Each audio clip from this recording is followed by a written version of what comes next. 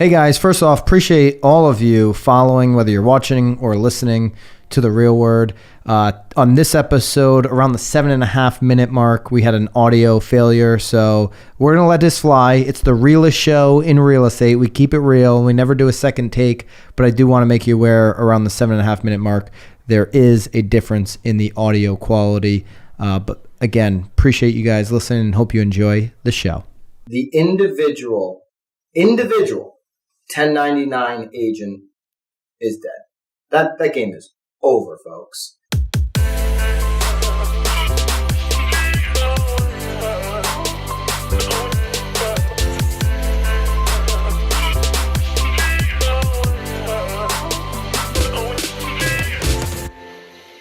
This is Byron and Nicole White, and you are tuned into episode 142 of The Real Word. Word is up. Word is up. I hope I get it right. I mean, we just went through the whole... We had to watch a video before we went on. To make sure I get one name right. Well, Apple was wrong, right? And you Apple it. He has been trending the last couple of years as one of the top real estate advisors. Mm-hmm. And Inman certainly is very well connected with him. We've got an opinion piece from Mike Del Preti. Did this table go down? I feel taller today. I don't know. You look taller. I feel Maybe it's all the working out. I don't know. I feel like the table's You're lower growing. Too. Mike Del Preti. Inman piece. Zillow hiring agents is the mega trend you can't afford to ignore. Mm-hmm. We touched on this last episode. Go back if you did not see episode 141. I want to just focus in on what he said here, that you can't ignore it. There are some agents that are saying, forget about Zillow. Don't worry about Zillow. Just go and do your job. Bring more value to agents. Well, we were sort of preaching that. We've been preaching that though too. We've always been preaching build your brand, build your brand, yes. build your brand. At the same time, over 25% of our team sales have come from Zillow. That is very true. Right? So we're playing both ends here. But he's saying ignore it at your own risk, meaning you should know exactly what they're doing. You should be paying attention. But there are people that believe paying attention to this. We always pay attention to what's going on. There are some agents and brokers that believe paying attention to Zillow is nothing more than a distraction, and you're going to do less deals if you just wrap yourself up in all the drama of what they're doing. Well, I don't believe that. I never have. No, and I think the other problem is too, I think that a lot of agents also feel like if they make enough noise that maybe Zillow will eventually just go away. But we found that to not be true. I mean, remember our episode 1? I mean, we've been talking about this since episode 142 episodes. I mean, that's true. Have we even heard from him? I forget his name. That was Greg, I don't, but I do know. You know the name. You know Greg. You know the name. Stop Zillow. I mean, this has been going on. We've been talking about this for 3 years. There have been so many. I mean, he put millions of dollars and recruited people to try and stop Zillow. Again, making noise and then complaining about it on Facebook that it's Zillow. They're is not changing their trajectory. Greg Hague. Look at when you type in stop Zillow, look, Greg. We come up episode 12. That's ridiculous. All right, enough of the But anyway, lane. Greg was great. I mean, that was a great trip. But again, we've been talking about this for 3 years. So to Greg's defense, and we've debated Greg and others have as well, he thought Zillow was such a threat years ago to the industry. I mean, we're going back now 3 years plus, and he started to stop Zillow even before that. Yeah. He thought it was such a threat to the everyday real estate agent that, to your point, he put his own money and investors' money behind this app that never really went anywhere. Right. I guess where you have to give Greg even more credit, though, is that instead of just making noise, though, he actually went into action. He tried to counteract what Zillow was doing. Unfortunately, it was unsuccessful. But again, I mean, you do have to sort of give him praise for at least trying to offer out an alternative to consumers. And he was paying attention. He is a top, when we're talking about Greg, going all the way back to here. He is a top producer in his market in Arizona and been for years, decades. Here's what Mike says, Mike Del Preti. Mm-hmm. The industry is moving so slow you can look around and think nothing is changing, right? Doesn't it seem like in a hot market sometimes nothing is changing? I'm getting referrals from my sphere, from my community. Mm-hmm. Or get caught up in the hype and think everything is changing. That's where people say, why do you even focus on Redfin, Zillow? Realtor Move, all these, Rocket Loans, all these different things that are disruptors, Open Door. Why do you pay attention to them? You're getting wrapped up in that. Nothing is changing, right? Right. That's why now, more than ever before, is the time to stay informed, understand the scope of change, and react appropriately. Love that advice from Mike. Agents as employees. Zillow's move is a clear reflection of a megatrend in real estate. Agents as employees. He references a model pioneered by Redfin. Agent Efficiency 2019. We've got to put that up right here. Agent Efficiency 2019 shows Douglas Elliman agents. And there's all these little blue dots, right? Mm-hmm. Douglas Elliman agents down around 4 million. Compass, 8 million. Remax, somewhere between the 4 and 6 million mark. They've got the transactions per agent. So Remax agents are at about 20 transactions per agent. Douglas Elliman, less than 5, but they're doing a higher end, so 4 million in production. Compass over at about 8 million in production. You've got a couple of Sotheby's brands in that 10 million of production. And then all the way at the very end of this chart is Redfin agents, which are employees, doing 20 million in volume at 35 transactions, higher than any of the brokerage names that you know. Mm-hmm. Does that mean that full-time employees, W-2 employees, are more productive and better than 1090 real estate independent contractor agents? Is that what it means? Full-time salaried agents also lead to a higher attach rates for services such as mortgage and title. We know all of the big brokerages want more of that. Of course. Well, that's where the money is. The money's in the mortgage. The money's not in real estate. Next gen brokerage models such as Orchard and Homey, which also employ agents, are seeing mortgage attach rates of 80+%. I know brokers that just talk about, if I could get my agents to give me 30 to 40% attach rate. I've never heard of Homey. I think we talked about Homey once. Have we? Yeah. I feel like I want to work at Homey. They're a new one.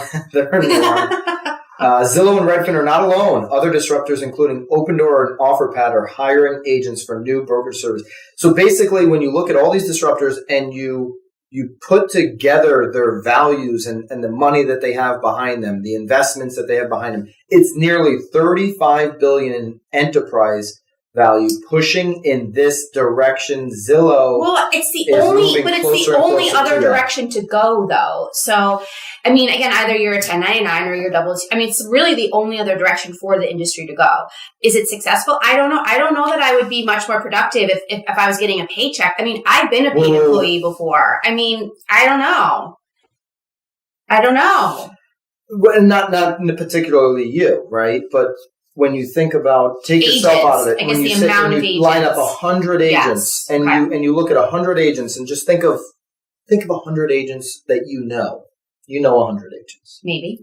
You definitely do. You know 100. Think about them. Yes. Picture them in your head. Yes. Everybody can do this with us. Picture 100 agents in your marketplace. Like, line them up against a wall. What percentage of those 100 are working a full 40 hours a week? Probably not many. Well, they probably want the wrong less things. Than 50%? Over 50%. 40 hours a week. 40 hours. It's legit 40. No. There's zero chance over 50%. Well, they're also letting themselves get bogged down with all of the noise. So I think that's why it's a little bit more efficient, because you're given a task to do, and you're not getting a call and being distracted. The noise is in their own head. They're getting bogged down by having this freedom of schedule. Yes. And the big commission check can erase some of the inefficiencies in individual agents. And the individual agent is the most inefficient thing in real estate. I'm wildly inefficient. Like, I know that. You're part of a team which kind of covers some of those inefficiencies. Right. I mean, I still could be much more efficient, but I don't know that if I was getting a paycheck, maybe I can't even say I'd be more efficient. I feel like I'd just be like, I'd lose my drive to want to do more business. But you're also an entrepreneur. You'd probably go find another business as opposed to being a W-2. You are a top producer, so take yourself out of it. But you look at all the other agents who are not top producers. Right. Or all those people are like, oh, I've been thinking about getting in real estate. And then you're like, well, like you need to quit your job. And like, they're like, oh, I can't afford to do that. I mean, this would be the perfect opportunity, I guess, for them. And just becoming an employee again. I mean, Redfin, we'll put it up here one more time here. The agent efficiency model. Redfin's way at the end of the other end of the spectrum there. And beating every single brokerage model that pays their agents 100% commission.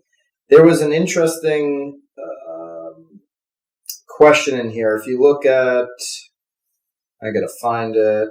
How much would it take basically to pay agents as employees? Is it like $100,000 to do the 35 transactions and 20 million? Is it 200,000? Is it 400,000? Well, I think most agents would be thrilled to make $100,000. Correct. Yes. So if you just go that low number, which wouldn't be very thrilling for us, right? But if you take that lower number and you take some people who aren't producing and you say, well, you just got to show up 40 hours a week and, you know, you're only going to do rotating weekends. Every other week you have to do the weekends. And you're going to make a guaranteed $100,000. There's going to be some incentives. You can go from there. How many agents right now would give up their 1099 and sign up tomorrow? What is very interesting, though, too, is that I feel like it's sort of like an admin, though, right? You hire an admin to help you, or like an assistant, but you require them to be licensed because it makes the most sense, right? Because then they could do open houses for you. They could talk to people on the phone. They always sort of get to that like 2-3 year mark where they then start like computing maybe how much more they could make. I mean, I wonder how long these employees actually would stay employees because then they're realizing, well, I'm doing 35 transactions at $100,000. Right. I don't know. If you look through the comments, it's lengthy. They're lengthy. They are, and they are highly confused comments. I mean, they're talking about video stores and travel agents. Those are $3 purchases and 1 week stays. Ours is a service. The client is making the biggest financial decision of their lives. And we've said that here too. Like they're making the biggest financial decision. But if they have an employee offering better value, offering better service than the individual 1099 agent can, they will over time continue to use the employee model services, the Redfin. And by the way, Redfin, Nicole? Yes. Redfin stock is sitting at, as we do this right now, about $54. That's up quite a bit. Over the last 5 years. And just in the last year, it has accelerated. Just in the last 6 months. In the last 6 months. I mean, if you go down to, right before COVID, it was in the 30s. And then obviously everything dropped in March, so it went down to about 10. That's when we should have bought. Yeah. Wow. Well, and now it's all the way up to 54, 35. And so Redfin's doing something right. They continue to take market share, and the numbers speak for itself how much production their agent employees are doing. We should do a survey. I feel like, I bet you consumers, like if we just ask people, just like, if we were just like ask on Facebook, like I wonder if consumers would feel like they were actually, I don't want to use the word actually, but would feel like we had their interests more, like we were, you know what I mean? Are you following? Mm-hmm. If we were an employee instead of being driven by the commission. Like I wonder, because how many buyers now are going on Zillow, but no matter, I feel like it takes a little while for them to start trusting you, which is normal, right? But I'm wondering if they would have immediate trust knowing that you were getting paid kind of regardless of whether that deal closed or not. Right. Because I think a lot of buyers, especially like, again, I know we talked about dual agency and this would obviously sort of eliminate a little bit of that too. Like, especially if you're working both sides, like, are you now bullying me into buying it? Are you bullying me into staying in this deal? Because like now you're out like 20G because you're not getting both sides, Right. Well, I wonder how the consumer would feel. Maybe the consumer would prefer like a paid employee as opposed to somebody. Consumers going to gravitate towards the best service every single time, always and forever. I'll tell you what. Well, let's take service out of it. Like, I'm curious, I guess it's kind of hard to take service out of it. Yeah, well, from the consumer's eyes, that's all they're going to care about. No, I hear you. Who's going to provide me the best outcome for my desired goal? Right.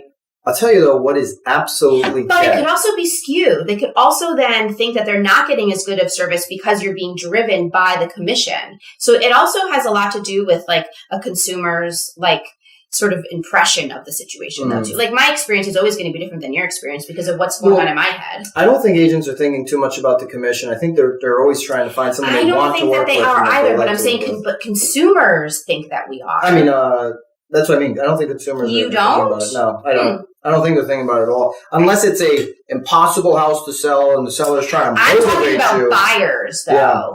The buyers, I don't think, are thinking about the commission at all. Huh. I think they're working with who they like or the first person they meet. And the stats show that buyers are going to work 70% of the time with the first person they meet. They don't even care. No, I'm hearing that. But I guess I'm just wondering, there must be at some point during the negotiation, if it's an inspection or, like negotiating up or down, whatever, that they're like, I would think that at some point they were thinking, are they working in my best interest or are they working, to get paid? Or are they keeping me in this deal because they want to get paid? There's that thought. That's what I mean. That's what I mean. So again, my point is like, I wonder if then a consumer would rather just someone being a paid employee because they know that they're getting a paycheck, whether that deal closes or not. Yeah. Yes. Yeah, they are definitely questioning multiple motives throughout that scenario. So even if they were getting the best service, part of them are not even believing that they're getting the right service because potentially, because you're always worried about like, are they getting paid? Or again, something comes up during a home inspection. All of a sudden, it's the agent's fault. Yeah. Here's one statement I'm willing to make: the individual 1099 agent is dead. That game is over, folks. If you're not part of a team, then maybe potentially in the future, not part of one of these employee models, where if you're just an individual agent, you will not be able to make a living in this industry 5 years from today. So that's something big brokerages need to figure out, because I just don't believe you're going to have what you've had for the last 30, 40 years, individual 1099ers sitting around on floor time, not getting the skills that they need to improve, not caring enough about the industry, just waiting for their neighbor to sell. The brokerage, though, would certainly care a lot more about making sure these people are actually getting trained, too, because if they're not, then they have to fire them and start all over again. If I'm an individual agent right now, I'm paying attention to this very closely. I'm figuring out how to start or become part of a team, because the next step for you is you're going to be a Redfin employee, all right? Love you, individual agents, by the way. It's just the writing is on the wall, okay? All right, racket number 2. It's getting warm in this room, isn't it? What's up with that? Sam, you sweating over here? Is it always the winter when like the heat's on? Yeah, this is an airtight building. Important group development, airtight. All right. Yeah, no windows. We've got a Connecticut article here. We had to. Come on. Connecticut. It's not just Connecticut, though. I think that these are really interesting and important conversations. Yeah, and this talks about all kinds of different states. So maybe your state is on the list. This just happens to be a Channel 3 Connecticut article. Connecticut now considered a top state for people who are moving, and they're talking about in. For once. It's like, again, last year, I think we were the most people were moving out of our state. I mean, literally just 365 days ago. Actually, I feel like it was probably just like 7 months ago. Last year, we were in the top 4. Even in January, we were probably January again, because the trend, and you can go up on how many walks, you can look all this stuff, howmanywalks.com. That's really talking about how wealth moves around. Right. Connecticut's one of the worst states for outbound migration when it comes to wealth. But Connecticut's also been in negative migration mode here for years.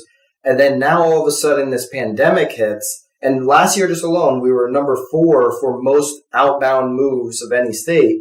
Well, now when United Van Lines looked at motivations for people who moved between March and August 2020, Connecticut ranked 3rd among states to which those people moved into as it relates to the pandemic. So the top states on this list, percent of moves from state where COVID was a contributing factor. Well, as a COVID impacted move, yes. It was like, because they said about 65% of the people moved because of COVID.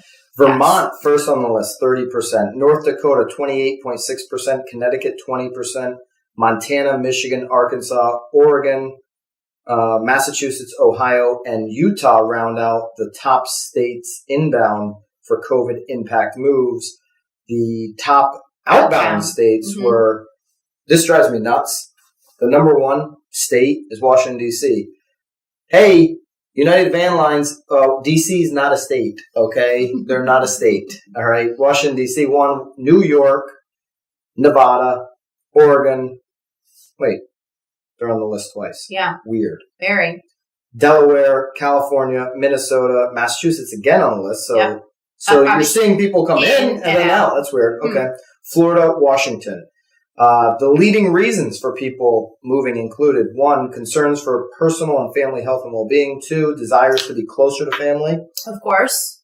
Changes in employment status or work arrangement. The ability to work remotely. That's what's really impacted Connecticut. Of course. New York City people coming here.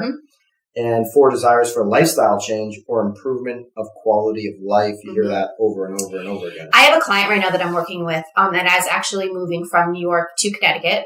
But he used to work in Manhattan, and his job is actually international moving. So like obviously Van Lines is talking so he's moving people in and out of countries residentially. And he's actually right now, he said that usually his October is the slowest, but his October is actually the busiest month even over last year. Like October, like this year, is busier than even any month last year. But he's actually seeing a lot of people moving out of the United States. Yeah. And that's mostly because people are losing visas because they're no longer working. Yeah. So they're now having to move out. So again, there's so many. I feel like these moving companies have so much information for us to sort of like gobble up too. Oh, absolutely. Well, here's a fun fact about the moving companies. So my parents bought the house in Florida last year, or the beginning of this year, whenever they did that. And they still have some stuff up here. They've been up here all summer. So my dad called a U-Haul truck and said, hey, I want to bring the U-Haul truck down to Florida. I have some stuff to bring up. They said, okay, yeah, no problem. They said, there's 2 ways you can do this. You can, pay X price and bring it down to Florida and drop it off at the U-Haul, which was like, I forget the exact numbers, but it was 2 or 3 times higher than if you bring the truck back to Connecticut, because U-Haul has seen so many people they're losing their trucks. Lose their trucks down south. Now, maybe this stat here that we're talking about is going to help Connecticut bring some of these U-Haul trucks back, but they can't get their trucks out of Florida, out of South Carolina. They can't get them back up to Connecticut. And my dad said, no, I'll pay the higher price. I'm leaving it down in Florida. I'm not bringing it back. So interesting, though. That's like a whole nother side, So that's like a weird... Call me if you don't want to drive your truck back. Oh, yeah. There you go. Little business. That's what I'm talking about. Because, you could drive it back in a day. And if they're charging you 3 times the amount. Yeah, these moving companies definitely have a lot of data. I was reading an article recently, San Francisco, how they have such lower sales tax this year because there's so many people moving out of the city because now they can work anywhere in California. Well, yeah, I think that San Francisco has sort of been on the verge of this for a bit though anyway, but I don't think it's a racket. A lot of people moving around making life decisions right now, and you just got to be able to, as an agent, be able to help people with those moves. Of course. So well, companies are also making a lot of decisions for these people too. Yeah. That's true. All right. Marketeer of the week. Second time I think he's been the Marketeer. I'm sure. I just enjoy him. He makes me smile. Yeah. Ryan Serhant just started a new brokerage. Serhant is the name of it, with a period. I love it. Great logo, by the way, Ryan Serhant. Why I think he's the Marketeer of the week is all of these auxiliary branches. If you go to his .com, we'll link it up, serhant.com. You see underneath. Or even his Instagram page. I enjoy his Instagram page quite a bit. But. Yeah, great IG. He's just a great marketer and very influential, obviously, in real estate. But if you go to Studios or ADX, Studios is basically where they're going to, and I believe they've already started with some of these pilots, be releasing YouTube shows that they own, that they create. Big Money Energy looks like one of them. Verified Pads. Full disclosure. Borough Brokers, I love that too. 3 in a Million. This one here, I watched the pilot, 3 in a Million. It's where they take 3 people, they send them into a New York City apartment, and they say, you guys get to look, spend as much time as you want there, and then guess the price of the apartment. Whoever gets closest gets a bag of money, some cash prize, right? So it's like, if it's an $8 million apartment, they're just wild guesses all over the place. But so what's really interesting though, because then again, in one of his little shtick pieces of launching this, he was talking about how how it all sort of came about because, 3 years ago he sold a house on Instagram. 2 years ago he sold a house on YouTube.